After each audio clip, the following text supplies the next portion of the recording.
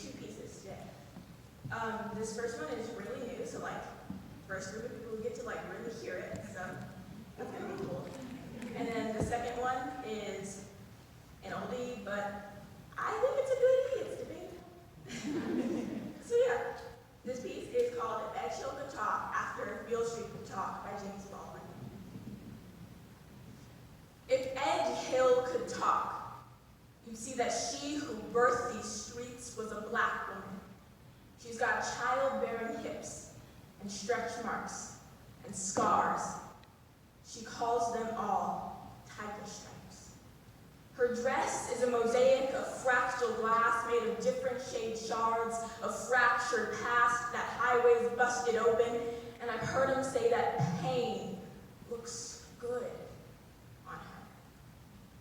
If Edgehill could talk, she'd say that every bluegrass song is plucked on the vertebrae of a black man, whose style, whose name we forget.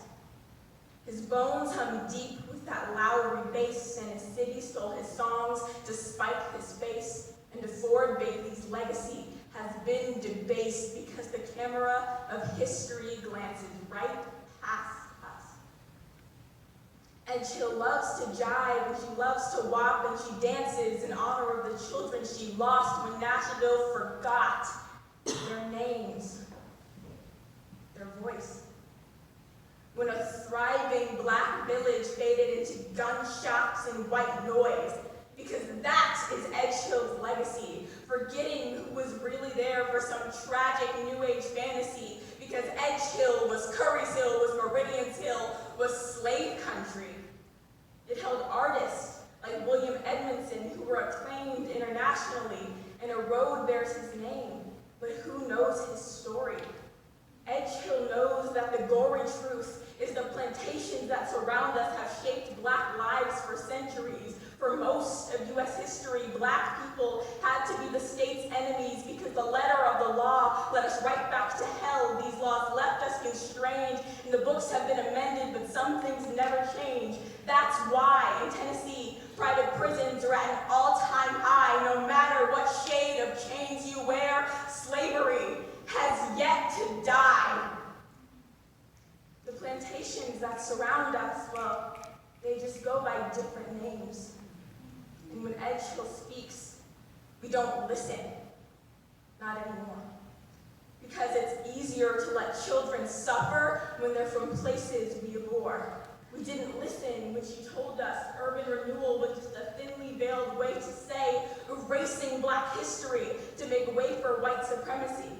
We didn't listen when she said that black people will always be forgotten by their legacy. We didn't listen when she said that the memories that line these streets don't show the bass that ricochets through the dark. You wouldn't recognize her melody if Edgehill could talk. If Edgehill could tell you how her bosom held the beat of Nashville's black history, would you still just see the misery? Would you see the way a new age white wave stands in the same old place? Would you see how our culture is beaten into disgrace? This is no ordinary mortuary. Edgehill's legacy is buried beneath boutiques and coffee shops, and her body is underground with us, and mountains of her history were plowed through by I-40. My halls are full of false prophets. My head is full of false promises. And my classroom looks like the textbooks because they will always try to keep Edgehill silent.